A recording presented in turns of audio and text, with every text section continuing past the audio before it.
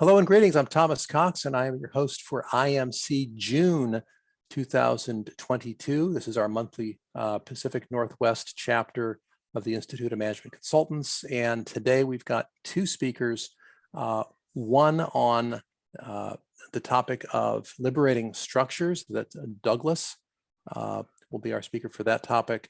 And then on the tools and techniques for online collaboration will be Jeff. I'll give them a fuller introduction when they're about to start speaking. But first, Margie, I believe you're going to talk to us about ConsultCon, which for the first time in years will be actually live in person as well as virtual. Please speak to us. Okay, I put on my conference hat here. It is happening November 18th through the 20th in Louisville, Kentucky, home of the Kentucky Derby. And how many are going? How many are registered to go and attend? Okay, I got my work cut out for me though, my 5 minutes here. Okay, get my timer going. So yeah, we really want to have you come and join us. We're going to be in person and we have so many great things planned. It's packed full, lots of networking, lots of learning. The price right now is $6.95 on site. And it will be that low till the 26th, and it goes up $100. We have a special that just was announced. If you're worried about COVID or worried about the price, you can do $3.95, the hybrid price, the virtual price right now. And you haven't, or if you bought it earlier, you have until October 21st to decide you want to go on site to Louisville. And you will get it at the early bird fee of $5.95. We'll just pay the difference. So that's a very exciting offer. For you who are not members, we're working on a package. It will be released July 6th on a new membership and conference package. So that's coming out. So we're doing whatever we can to help you enjoy the conference, either online, but we'd love to have you in Louisville. We were directed to have a how-to conference, and it starts Friday at noon. And there is a 4-hour workshop. It's being marketed around the country for a fee. It's included with your registration. Henry DeVry is giving it, and it's on all marketing techniques for when nothing's happening, when you need to find some business. And then also for the CMC people here, there's an ethics class where you can get your certification points, and also a how-to and what CMC is all about. So anyone interested or anyone currently in process can attend that and actually do some of the work with guidance. So that's on Friday afternoon. Keynote speaker, Mark LeBlanc, and how to be different all the time as a consultant, keep yourself alive and new and fresh. And then a cocktail hour in Louisville fun. Saturday, bright and early, we've got a keynote speaker on success in your social media branding, how to get your footprint out there online. And we have 6 breakout sessions that were voted by you, the members. We took anything that was voted more than 50%. It's on how to start or restart your business, publish your book,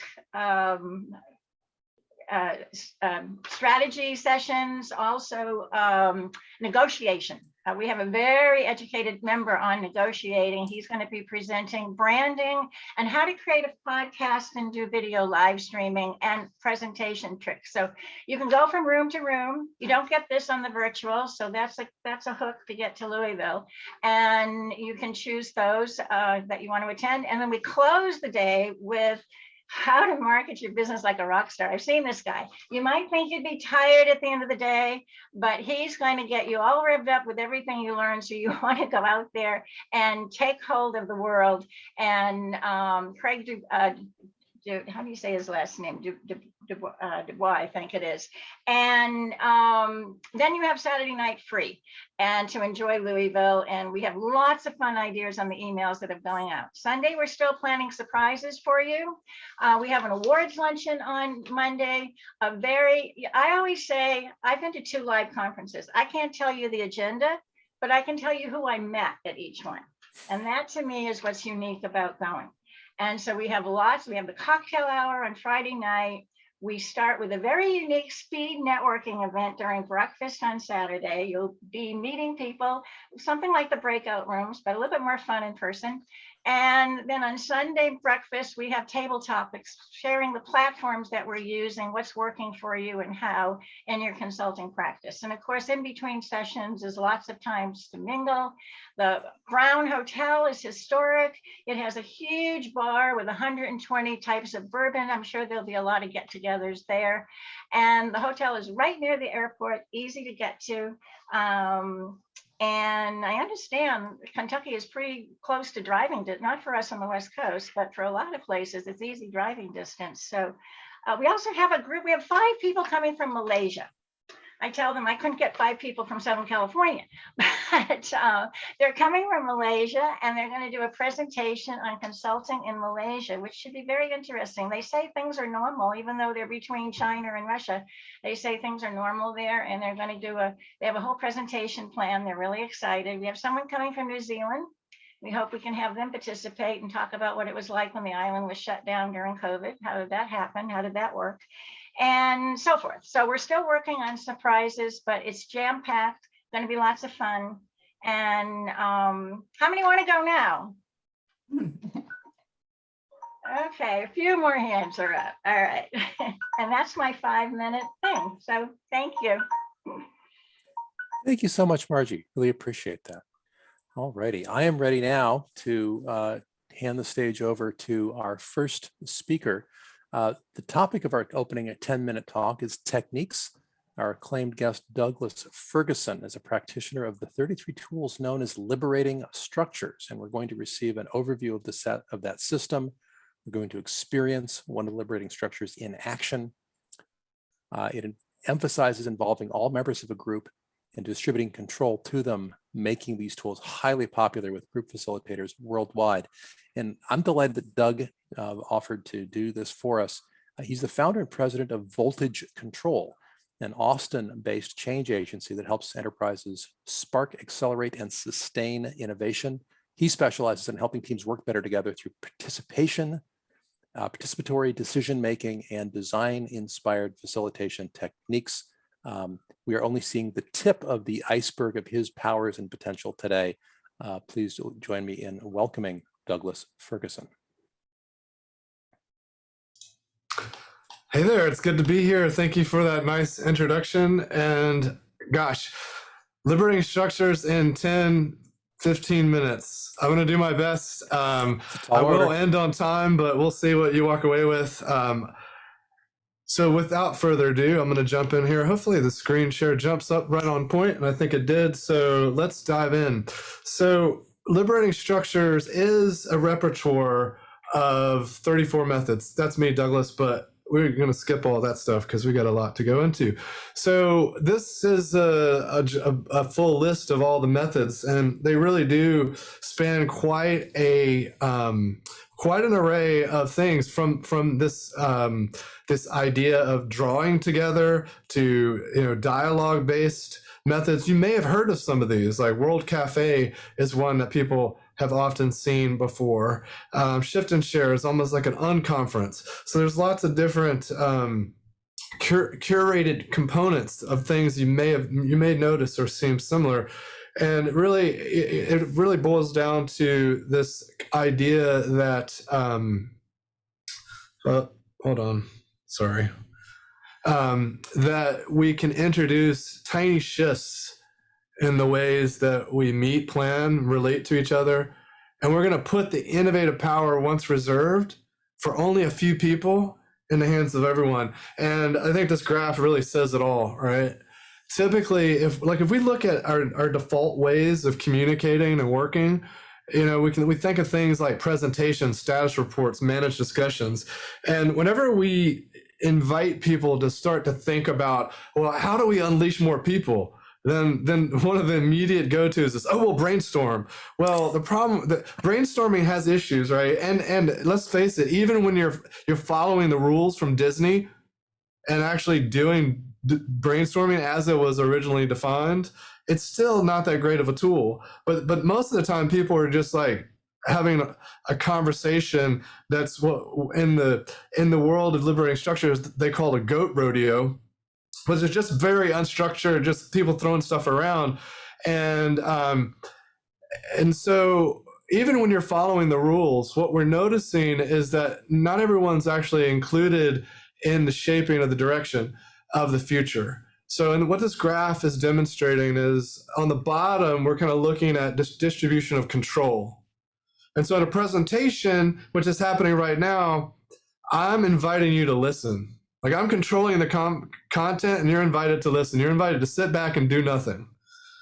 Brainstorming or open discussion, everyone is invited to the table to contribute. So there's a distribution of control of content because you're able to lean in and say things, but we're not really distributing who's involving in the shaping of the outcome. Well, Liberating Structures seeks to optimize both of these things, right?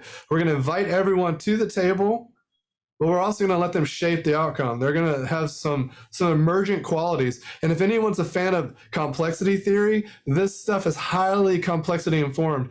In fact, the agreement uncertainty matrix, or I always say agreement uncertainty, but it's actually the agreement certainty matrix. and that is highly, highly complexity informed. In fact, you'll see the Cynefin in this model. You'll see the simple, the complicated, the complex, and the chaotic show up in the model as you're talking through things with the team.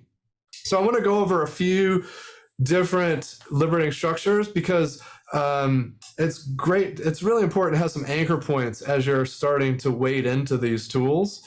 And when you're thinking about purpose and leaning into purpose, 9 Whys is a really great tool. If anyone's heard of 5 Whys around root cause analysis from the lean world or the Toyota manufacturing system, 9 Whys is similar, right? We're just kind of diving in, but instead of trying to get to the cause of something, we're really trying to get into this underlying reason why we want to do something. What is that driving force? Because a lot of times people are just speaking in jargon, there's like some fabricated description of what we're working on. It's the slogan. And we need to get past that. So we might say, why is that important? Oh, that's interesting. Well, tell me more about this. And so you're just kind of digging into this deeper and deeper purpose until we find what's really driving things. And then purpose to practice, this is a really great tool for thinking about how we take any program or any initiative and put the componentry into place that allows that work to take root. And so we start with purpose and think about people and structures and programs and practices. So what are these components? And we walk through these specific bucketed steps. Very powerful. Both of these are great places to start if you're thinking about working with purpose. And as far as diving into the 34 methods, a great place to look. Now, when you're looking at large groups, 1, 2, 4 all is really great. And that is for just kind of inviting a conversation with a lot of people quickly and getting people talking. Like if I just ask the prompt now, it would be very slow to get that rolling. And we're going to see this demonstrated. I'm going to do it very fast and I don't have a lot of time. 2510 is a method for crowdsourcing. So this is a way of randomly collecting ideas from a group and letting the best things surface to the top. My 2 favorites for strategic decisions would be critical uncertainties and ecocycle. So those are worth checking out. Ecocycle is kind of this like natural cyclic model by which we can place any of our portfolio of activities onto and start to make some really informed observations around how we're investing our time and where these projects and initiatives live on this continuum. Critical uncertainties is a great tool for peering into potential futures and thinking about which strategies might work and which ones might exist or might be beneficial in multiple potential futures, so that then we can figure out where we might invest our time or which things we might do because we know they're going to be robust. They're going to help us out no matter what happens. Unleashing innovation. 15% solutions is really fantastic. It's a really simple tool for just collecting commitments and asking people, if you only invested 15% of your time, given the resources and capabilities you already have, what might you do? So that's a very simple prompt, a very simple structure, but very, very powerful. And I think that's one of the hallmarks of liberating structures. They're very tiny, little compact things that can have very, very big impacts. Triz is a fun one. It is about engaging in creative destruction. So we're going to start to look at things that we're doing that are getting in our way. And it's using lateral thinking. So first we start to think about how do we ensure, how do we guarantee the worst possible outcome? Right? Let's come up with ideas for how do we make the worst possible outcome. Then we look at that list and we think about what are we doing today that resembles anything on that list? And that helps us kind of safely unlock these conversations around these unproductive things that are getting in our way. So with that, we're going to dive into 1, 2, 4 all. And 1, 2, 4 all is stands for one person, two people, four people, everybody. So you're going to think about something solo. You might have heard of this as think, pair, share. That's kind of a way it's been described inside of kind of design facilitation world. But we're essentially going to think about something for a short amount of time. And then I'm going to put you in groups of 2. And then I'll fold those groups of 2 into groups of 4. And then we'll all come back and just debrief it with our remaining time.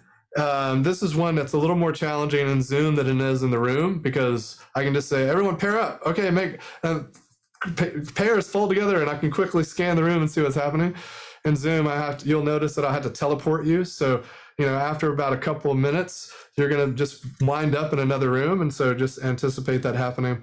And we're going to do this really quick just because we don't have a ton of time. So I'm just going to invite you to think about, and this is going to lead into our next presentation, because we're going to talk about online engagement, right? And so I want you to think about online collaboration and what you've seen work, where you struggled, what kind of questions might you have for Jeff? Like what about online collaboration tools and stuff have you noticed? What's percolating for you? Just take a quick moment to think about that. And then I'm going to open up these breakout rooms. I'm going to invite you to talk in your groups of 2 around what surfaced up. And I went ahead and pre-allocated folks to about perfect. 10 rooms. Hopefully that'll work. Yeah. And I'm noticing Darlin is by herself, so I'm going to bump her to another room. Room 6 is the same. Okay, good. All right, excellent. All right, I'm going to go ahead and open those rooms in the spirit of time, and just go ahead and have a group dialogue, and then shortly you'll notice you get folded into groups of 4. Is there a prompt that they should be working on? Yes, the prompt is, what have you been noticing around online collaboration? So it's challenges you've run into, questions you might have for Jeff, who's going to be speaking about online collaboration, just anything online collaboration's up for grabs. What just comes to your mind as you're thinking about that topic? Awesome. All right, we'll see you back shortly.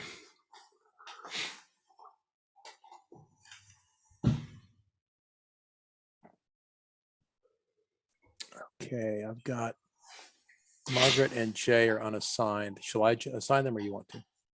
I can assign them.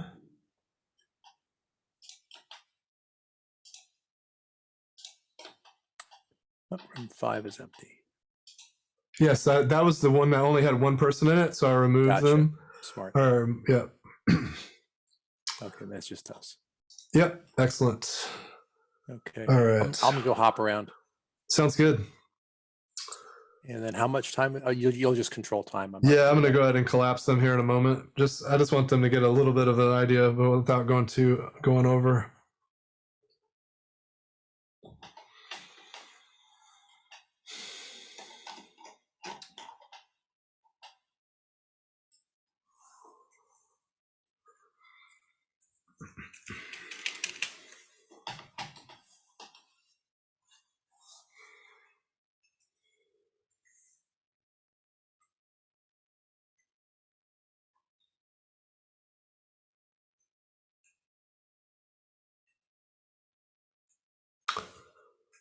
might go a tad over, Jeff, but I was trying to prime them for you, so hopefully they'll be ready and thinking about online collaboration. Very good, thank you. And I'm going to try to refer back to some of your material a little bit too. Awesome, cool.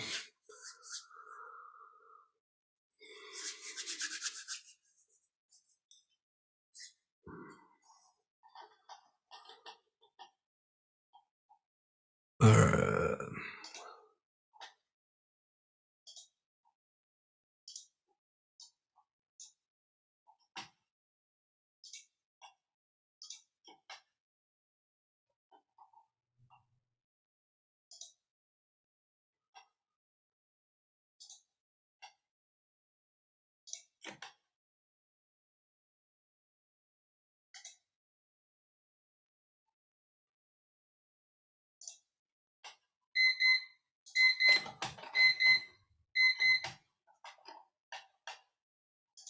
So all, great, thanks. That was 1, 2, 4. And so all would be a little debrief, us kind of talking about this together.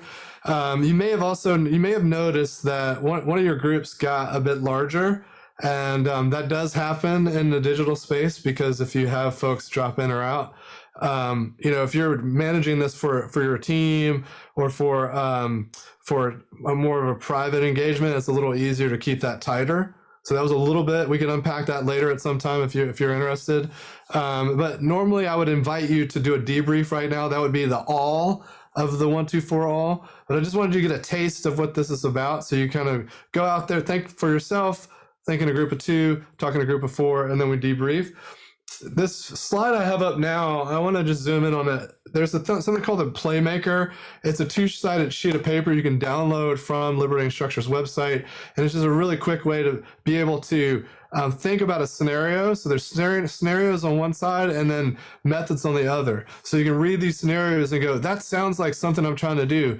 Flip it over and look at exact spot on the other side. And that's a method you might want to try out. Highly recommend it. There's a mobile app you might want to look at because that is a great way to learn all the tools really quickly. And I'm just going to wrap up here by saying that I'm the author of Book Magical Meetings. Some of these concepts and principles behind them are there if you want to check that out. I'm on LinkedIn. I'm going to drop my LinkedIn in the chat, so I'd love to connect with you. I'll stay in touch and explain some of this stuff in more detail since I don't have a ton of time. And with that, I just want to say thanks. It's been fun, and hope to see you again soon. Thank you, Douglas, Thomas. so much. Tremendous. And I've never seen that much liberating structure stuffed into such a short session. I dare say breakneck speed. And you rose to the challenge beautifully. And I'm almost sorry that I asked you to, but not quite, because that was terrific. Well, maybe an encore in a future meeting for more detail. Right. Super. That would be fun. So I'm going to see if anyone has any urgent questions, although I'm afraid we're a little bit behind the schedule that I had in my head. So I'm going to ask that folks only do that very briefly, and then we can move to our next speaker. Any questions at all? Super. Let me talk to you now about, Jeff, it's right. John is typing that we want to know more. Yes. So I'd like to direct your attention to Jeff Oltmann. His talk is about tools.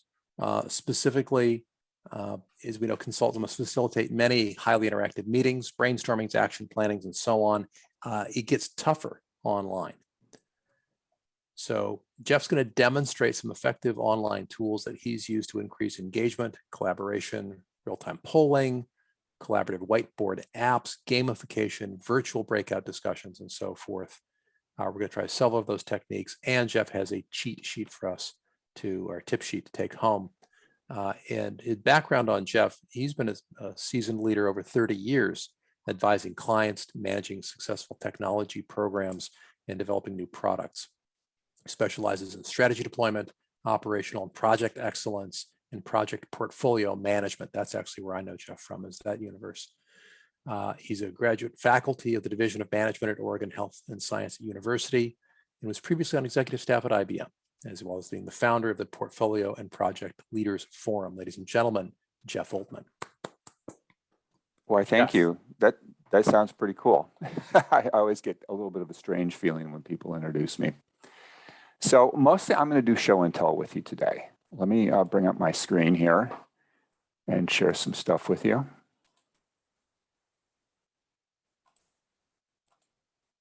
Okay, so we're going to try some of these tools. This presentation primarily focuses on online tools for facilitating better group discussions in cyberspace. This actually comes from a lot of material I've done with my clients and my students in facilitation and teaching. Like Douglas, I'm going to try to cram a lot into a very short period of time, and this is just the tip of the iceberg, but I wanted you to get a feel for what some of the tools out there are. So we're going to start off by using an online polling tool called Poll Everywhere. So if you look down at the bottom of your screen, find a tab on your the browser on your smartphone, or maybe open up a tab on your web browser on your laptop and go to pollev.com/Jeff0410. That's O as in the letter O. So pollev.com/Jeff0410. And also, if you want to follow along, this presentation is online. You can grab it at that URL and download it. And if it's easier to click, you'll find that that URL is also in the chat. Thank you. Appreciate your help there. So while you're going and finding that URL, let me just tell you a little bit about me. So this is my graphical bio using a mind map. The things I want to point out here for our purposes are that I'm on graduate faculty, as Thomas said, in the Division of Management. So I teach mid-career healthcare professionals about running projects more successfully. And among my specialties on the right side, you can see I do quite a few different things. But one of the things I do a lot of is facilitation. And I've got one very active client right now that's asked me to help them up their game at facilitation because their people do lots of very complex facilitations. And I've actually had to do all of that virtually. So teaching facilitation virtually to facilitators is kind of a mind trip. So I want to show you just a little bit of the stuff I've been doing with them in hopes that this is useful to you as well. Okay, so I hope that you have that URL. If you don't remember what it is, you'll see it again at the top of your screen there, pollev.com/Jeff0410. Go ahead and put any open-ended responses in you'd like. From your observation, how do you see people interacting differently online versus when you had them face-to-face? And I'm doing this for two reasons. First, I want to see your answers. But second is I want to demonstrate an engagement tool to you. This is one way in an online environment that you can engage people in the question and start getting them to participate rather than you just being a sage on the stage talking. This is a real-time thing you can see on your screen, the people's answers that are coming in. A lot of great thoughts here. There's no eye contact, more disengagement, more passivity, disconnection. People disappear. You turn your camera off and you have no idea if they're really there or not. So great thoughts, and I'm glad to see that you've got your mind starting to engage on this topic. So some of the things we want to do are figure out how to overcome some of these obstacles. So I'm going to move on. Okay. And let's wrap up this discussion of external polls by kind of evaluating how it might be useful to us as consultants. The particular tool I just used with you is called Poll Everywhere. It's quite a bit more capable than the built-in Zoom polling tools. There are other ones out there. This is the one I'm most familiar with, and I found that it's very helpful, pretty much meets my needs. What's on the left side of your screen in those boxes are the different types of polls that Poll Everywhere offers. The ones that I've colored in kind of that purplish colors are some of the more advanced ones that you might not find in all polling tools. So I actually use open-ended questions like we just did most because I want to elicit ideas from people, not just yes, no, or multiple choice answers. I want to get them to think. You can also do Q&As, so you can have people upvote and downvote other people's responses. You can put an image like a map or a matrix on the screen and have people stick pins in it, and then everybody can see where the cluster of pins ends up. And you can do matrices, you can do competitions, leaderboards and distribute points, all those kinds of things. I mean, they may not actually give you a ton more information than a more traditional poll type, but what they do is they get people engaged and they get people to be part of the online experience, which is very important to actually getting valuable participation in your online session. On the right side of the slide are some of the things that are helpful in doing this. You can get responses to people from people in parallel with your presentations. That's item number 2 there. You can use a lot of different poll types to meet the specific needs you're trying to meet. Having people be able to see other people's responses in real time, item number 4, is a valuable thing to help people build on each other's ideas and really get engagements. You can set these up so that all the responses are logged. So for example, I think I've got it set up on this poll. So at the end of this meeting, I'm going to have a record of all the ideas that you gave. So a great way to gather lots of input from people quickly. All right, let's do another one. So now that I've shown you some of those different types of polls, or discussed with you some of those different types of polls that are available, think about how you'd apply them to your consulting practice in your work, and see if you can do a rank order of how useful these different poll types would be to you.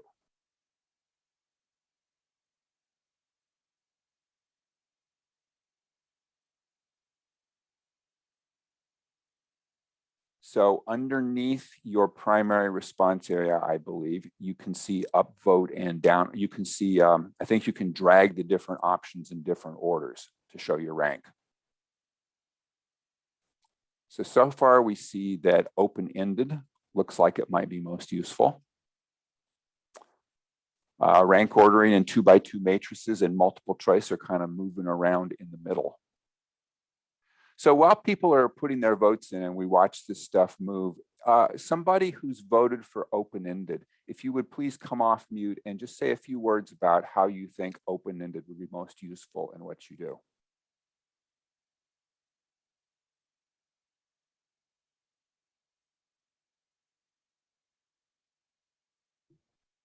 I guess I'll chime in here. Please. I think the open-ended questions really are perhaps most inviting to independent thinking and could potentially create more creative solutions. I find that's very true. Well, it looks to me like the poll results are mostly settling down a little bit. Open-ended has clearly stayed in the #1 position, and the others keep moving around a little bit. So let's go ahead and say this is a pretty good reflection of what we think and move to the next section. Okay, I'm going to show you a different set of tools now that have even more capability than online polling. And I just give these the generic name of collaborative whiteboarding apps. 2 of the most well-known ones are Miro and Mural. There are some other ones. Miro is the one that I got most into in the early days of the pandemic, and that's where my time and expertise has gone. So what I'd like to do is show you a demo of Miro and let you kind of get a feel of it that way. Now, these are collaborative apps, which means that even though I'm going to show you as one person demonstrating, when you actually use these, you can have multiple people. You can have dozens of people all working on the whiteboard at the same time, and you all see what everybody's doing. So these are truly real-time collaborative apps. Okay, so this Miro board right here is actually at the end of one of my graduate classes. So we did a class on clinical research projects because I'm faculty at Oregon Health and Science University. And this was after the groups had worked in Miro for multiple class sessions. So let me give you a quick tour of what this looks like. Miro is just a blank whiteboard. You can put anything on it you want. So this is a classroom that I designed specifically for this class. Okay. And in the middle of the classroom space is the whiteboard like you might traditionally see at the front of the classroom. Here it's called the main stage. Okay, so that would be for discussing and presenting things that the entire group should be watching and working on together. Surrounding the main stage are work areas for individual groups. So this particular class does a lot of work in breakouts and small teams. Hard to do online if you're used to breaking everybody out in physical spaces. I mean, certainly you can use a Zoom breakout room for audio and screen sharing, but when you're actually working with things like stickies and lines, you need a tool like this where each group can work independently.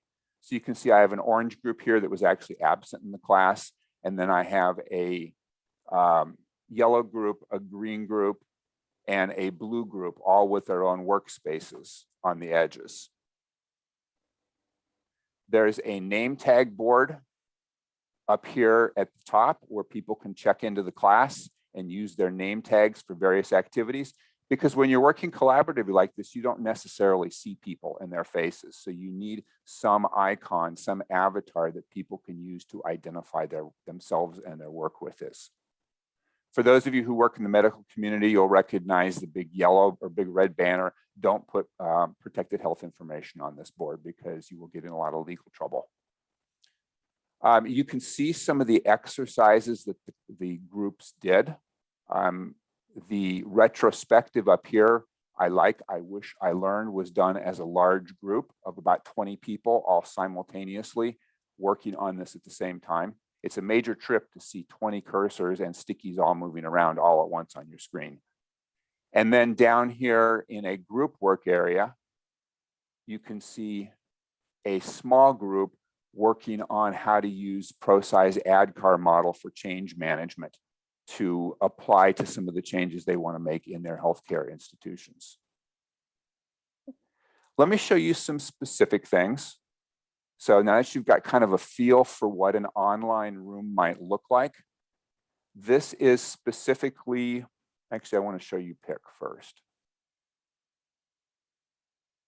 Try not to make you dizzy with all my scrolling. This is a tool that sometimes is used in strategy deployment. It's called a pick grid, and it asks participants to take a set of ideas and classify them by implementability and difficulty. So how big of a payoff is the idea and how hard is it to implement?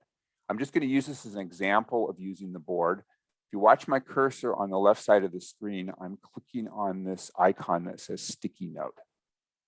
And let's say I'm a participant here, and one of the ideas that we're dealing with is, I think, high difficulty, but potential high payoff. So I can place it right here, while other people potentially are simultaneously working on different areas of the board. So one of the basic capabilities you get in a tool like this is being able to deal with stickies, just like you would put stickies on a flip chart or a whiteboard in physical world. Another capability that you may have used with some of your clients or in some of your activities is a Kanban. Kanbans are methods for tracking progress. This tends to come from lean and project management. And you can take a set of activities, say perhaps if you're using an agile approach to a project, and classify them as to their progress in different columns. So there are Kanban widgets on tools like this. So this particular work has got 2 things in progress, 4 things done, and 3 things left in the to-do column. And it's got 2 swim lanes of work, a swim lane related to kickoff and a swim lane related to a topic called defining. You can move this stuff around so people get visual indications of what's going on and where they are at the time. Tools like Miro have many built-in widgets like this and templates. So this is actually one in the built-in Miro library. Miro has at least 20 of these different types of things for visual design, agile, lean, and other common types of group work. You can draw flowcharts. So for example, here, just above the parking lot on the main stage, you can see some people have been working on a flow chart that shows could be a business process, or it could be a set of next steps that the group needs to take on in order to get some work done. These are all connected by dynamic lines. So as people move the stickies around, the flow is automatically kept. So it removes some of the twiddliness of having to connect lines. In this particular case, as a participant, I might say, you know, I think we really ought to add another step here, which is, I don't know, double check with legal. Okay, and you know, I really think, I'm gonna pick the line tool over here. I really think that we also ought to have a process connection that looks like that. Okay. Remember, this is all collaborative, so everybody can do this together. This is not one person showing everybody else. You can also use name tags. So for example, right here, this is a tool from the Agile community called Fist to 5. And it's a fast way for people to give sentiment or votes on a decision or how they feel about implementing something. And you do this in real life by holding your fingers up on your hand, with the number of fingers you hold up corresponding to what you think about the idea under discussion. And hopefully you can see on your screen, I've got fist on the upper left to 5 on the lower right, right? So Charles is showing us his fingers right there. And you can, on the Miro board, you can ask people to vote this by, for example, taking their name tag. So here's my name tag right here, and saying, you know, I really think that I'm going to vote for on this. And there's a whole set of, just like some of the liberating structures, there's a set of protocols and rules around how a group uses this kind of a tool. So what we're doing is we're just translating it from facing each other physically to being able to do it remotely. Okay, other tools or other capabilities that I can make you aware of real quick.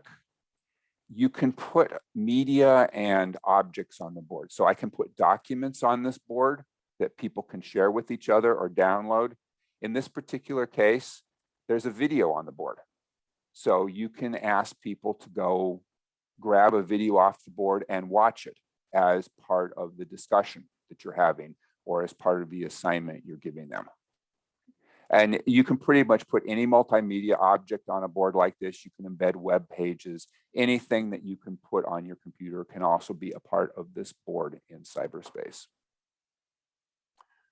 All right, so let me, before I stop sharing this, let me just pause for a moment and ask you, do you have any questions or thoughts about this super brief demo I've given you of collaborative online whiteboarding?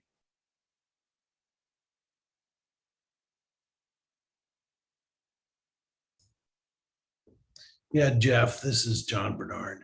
Hey, John. So I love this stuff. I think it's gorgeous and cool. The challenge is you have to really design your meeting or your course with this, and you have to be very confident and fluid in it. And what I find personally is, often when I'm facilitating a conversation, I find it hard to even take notes. So my point being is how did you work through getting comfortable with the complexity of these tools and not let the tool get in the way of being effective and the team being able to engage? I'm sure this is not an issue for you, but. This is an excellent point that I totally agree with. Tools like this take some investment, especially on the part of the designer. When you're doing some complicated facilitation like this online, it requires a whole lot of upfront thinking about the design of your facilitation and how you're going to both give it structure and allow it to be flexible and emerge with the changing nature of the discussion. It requires a ton of preparation to be able to do that. And it also requires both thinking about the facilitation techniques you're going to be using, the flow of the session, and the technical capabilities of the tool. It's much less of a load for the participants. If you as a facilitator know your stuff and you're confident using this, what I find is participants can come up to speed with about 30 minutes worth of pre-work on the basic capabilities, and then they can contribute in a positive way. And after a short period of time, they're having fun and they're getting creative and brainstorming. And brainstorming is a bad word, as Douglas mentioned to us, but they're participating in innovative ways. How I actually got over this curve myself was with the help of the pandemic. So I was on deck to teach a class at OHSU that was 75% virtual and 25% face-to-face residencies. And OHSU made the declaration with about 2 weeks notice that we're going 100% online, and you have to figure out how to do all that face-to-face stuff virtually. The particular face-to-face residencies in the class I was teaching were highly interactive, broken up into small groups who did a significant amount of work together as precursors to doing further discussion and homework. So it was really a vital part of the class, and I had to figure out how to do it. I didn't have any choice. I had a colleague at Willamette University who'd been investigating these tools and who clued me into Miro.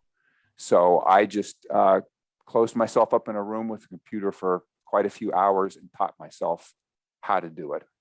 Since then, Miro has put together a lot of tutorials and made the learning curve a lot easier for people. Jeff. Yeah. This is Sandra. And Hi. My question was kind of the other side of John's comment, which is how do you prepare how do the participants prepare in order to participate meaningfully and to give feedback? Great question. So I don't use this tool for one-time short interactions. So if I'm going to be meeting with a group of people for an hour or two, this is too much investment. What I do for when I'm using this for these boards are persistent, so they stay out in cyberspace indefinitely. You can keep coming back to them over multiple sessions or multiple work groups. What I do is I send out a pre-work to all the participants, giving them a set of videos to watch and a set of simple manipulation exercises to do on a special board so that they've got the skills they're going to need when they actually do the session. So there's a lot of pre-preparation for participants. And it takes the participants about a half an hour to do the pre-work. And that includes watching the videos and trying out the actions they'll need to use the board.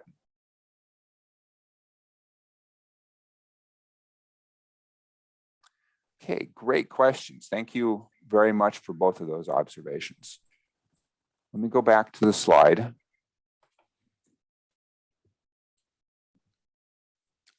Okay, and this is going to be a quick slide because you've already touched on a lot of this with your questions. This is my assessment of these apps. And on the left side, you can see some of the capabilities that they provide. Notice they're very full featured. So you get things like access control, you get change management. So people coming back to the boards can see what changes have been made by other people. On the right side are some of the capabilities that I use pretty extensively, and I've demonstrated quite a few of those to you. I find that I use sticky notes and arrows and simple drawing stuff far more than a lot of the fancy capabilities. And down at the bottom right are my key takeaways, I think, for us as consultants or instructors. There's a learning curve for the designer, and I put designer down deliberately. This is not something you approach casually and say, I'm going to do this tomorrow. This is something you think through very carefully as you think about how you're going to facilitate a session or a discussion. And the learning curve for the users is much lower. Any folks who are fairly tech savvy pick this up quite quickly. If you're working with a population of people that's uncomfortable working with technology and computers, you might want to give them a little more time or think about whether there's a tool that would be more comfortable for them. Okay, hang on just one second here. You've already had a great experience from Douglas about using some of the advanced capabilities of video conferencing apps. And I love breakout rooms. And I love the kinds of things that Douglas did with you to use breakout rooms. I use breakout rooms a lot in conjunction with Miro. So just like I can have 4 groups working on different sections of a shared Miro board, I can have those same 4 groups, each in a separate Zoom breakout room so that they can have audio conversations and document sharing that's theirs and theirs alone. So in my mind, Zoom or Teams or WebEx, whatever your preferred poison is, go hand in hand with something like Mural or Miro. Okay, the last thing I want to show you here before I hopefully can persuade Thomas to give us a few minutes for an actual breakout exercise is this idea of gamification. Remember, we're trying to engage people. And you may ask yourself, why should I go to all this work? We could just talk. I could just show a presentation. Well, yes, you could, but you're going to lose people very quickly. And even if they're there nodding on the screen and nominally paying attention to you, their brains are not engaged. They're not going to fully contribute their ideas and their best stuff to the group work. So it's really a necessity to think through how you're going to do this kind of engagement in the design of your sessions. You can use things like prizes, contests. You can take the coolness factor, which is very real, of using tools like this. People use these, and my experience has been after a little bit of frustration at learning the tool, all of a sudden, this is so cool. I love doing this. And you get people really engaged in what's going on. The one I want to specifically focus on is something called Wheel of Names, which is in the lower right of your screen. And you can think of it as online Wheel of Fortune, as a way to call on people or groups and get them involved in things. And Thomas, can we have another 10 minutes and I can actually have the folks here on the call try some of this stuff and we'll end up using Wheel of Names? Well, I'm pretty much a stickler for our time commitments. So I'm going to ask that we use the remaining 4 minutes for Q&A and then do that as an extra exercise after the top of the hour for those of us who stick around for the extra half hour. Kind of a bonus for those who want to stay late. Okay, so so you can make an informed decision about how you would like to spend your time. Let me show you what I'm going to have you do in small groups for those who would like to stay on for that. I'm going to break you into small groups of 4 people, ask you to brainstorm on how you'd use tools like some of the ones I've shown you. I provided a Google Doc if you'd like to use it to share notes among the people in your breakout room. And then I'm going to use Wheel of Names to call on a few groups and ask them to give a quick summary of their tips for the rest of the group. So you can make your decision after the top of the hour, whether you'd like to participate in that or whether you'd like to go on with the standard agenda. Brilliant. Okay, I'm going to take down the image and take us back to our faces and names. Who has questions, comments, or appreciations for Jeff or for Douglas?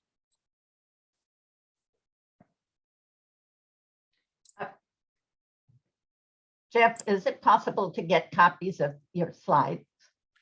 Yeah, in fact, I can drop in the chat the URL to where you can get these slides, and also I have tip sheets for a lot of the facilitation and discussion techniques that I referenced on some of these slides. So they'll all be there on one web page. Wonderful, thank you. Thank you for the question, Sandra. Yeah, John Anderson, go ahead and unmute yourself and ask your question. I just find it very interesting, both of these technologies in combination with a program that we've been running called IP Support that started with 2 speakers in April on launching an online course. and scaling up with an online course. And this kind of content that both of you, Douglas and Jeff, have been showing, give the idea of a way deeper level of coursework and engagement that could build repeat students who actually finish a program and take a quiz and they pass the quiz and they actually walk away from taking a class and they actually have a block of knowledge and skill that they can apply. If you want to avoid that dreaded criticism of online interaction and online teaching is useless and doesn't have any real results, my personal belief is you're going to have to start using tools like this. And I think this is going to become a minimum price of entry in graduate programs.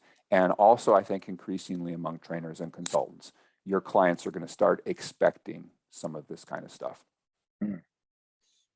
Yes. I would agree. I was very struck. I'm going to jump in front of Chuck and say, Jeff, I was noticing you were showing us the tool of Mural, but implied in it and actually called out in some of the objects on screen were some process steps and some shared approaches and structure expectation setting that we're by no means throwing people into the deep end. We're making it very clear what to do, how to do it, to give them just enough structure that they can start to express themselves creatively and not get lost. And that felt like a kind of a theme. Yeah, very true. One of the things I discovered rapidly in this is you have to think very carefully about how people learn and how they interact. And you have to, as a designer, frame those interactions, give them the tools and techniques and the instructions on how to do it, but enough freedom to be able to innovate and to have the flexibility to really learn. That's the top of the hour. So I want to thank both of our speakers. If everyone give us a round of jazz fingers and appreciate Douglas and Jeff very, very Thank much. And And Margie as well. And some of this I'm going to stuff- end the recording at this point.